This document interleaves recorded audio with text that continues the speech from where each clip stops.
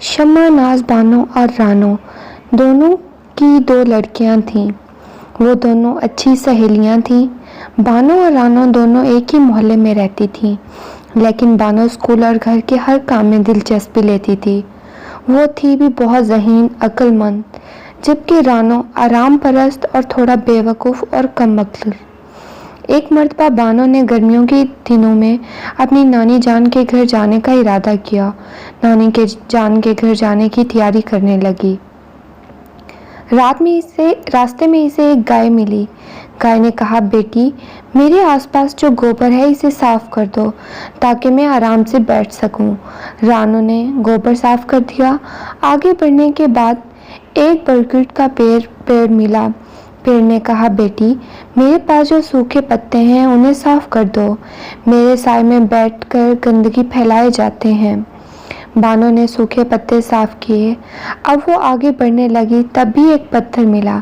इसने कहा, बेटी, यहाँ मेरे चारों तरफ जो टुकड़े पड़े हैं इन्हें साफ कर दो। बानो ने इसे साफ कर दिया। वो अपनी नानी जान के घर पहुँच गई। वहाँ जाकर उसने अपनी बूढ़ी नानी जान के कामों में हाथ बटाया। जब बानो घर वापस आने लगी तो इसकी नानी जान ने इसे बहुत सारे तोहफे दिए। वापस आते वक्त उसे वही पत्थर मिला जिसके चारों तरफ टुकड़ों की बजाय सोने की ईंटें पड़ी हुई थी। पत्थर ने कहा, बेटी, तुम जितनी चाहो ईंटें ले लो। बानो ने कुछ ईंटें ले लीं। आगे बढ़ने लगी। फिर वही बरगद का पेड़ मिला। रानो ने पेड़ के कहने पर उसकी शाखों पर लटके हुए कीमती कपड़ों में से कुछ कपड़े ले लिए। अब बानो आगे बढ़ी। उसे वही गाय मिली।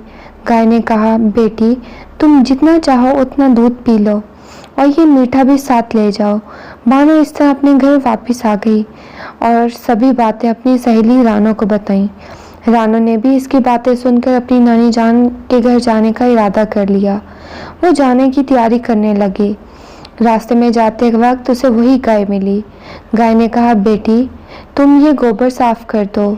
इस पर रानो ने कहा, मैं बानो नहीं हूँ जो आपकी बात मानूं। आगे बढ़ते वक्त उसे वही बरगद का पेड़ मिला और पत्थर। उन दोनों ने जब रानो से सफाई करने को कहा तो उसने उन्हें बहुत टका सा जवाब दे दिया। अब वो अपनी नाना जान के घर पहुंच गई। नानी जान के घर जाकर उसने कोई काम नहीं किया, बल्कि खूब खाया पिया, नई नई चीज़ों की बेजा जिद की। जब रानो अपने घर लौटने लगी तो इसकी नानी जान ने अपनी कामचोर नवासी को कुछ भी तोहफे में नहीं दिया। रास्ते में वापस आते वक्त वही पत्थर और बरगद के पेड़ मिले। इन दोनों ने रानो पर छोटे छोटे पत्थरों और सूखे पत्तों की बरसात कर दी। रानो वहां से बचकर निकली कि वहीं गाय मिल गई।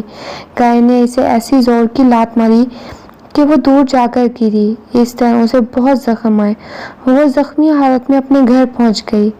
इसलिए कहा जाता है, दोस्तों के काम आना अच्छी बात है।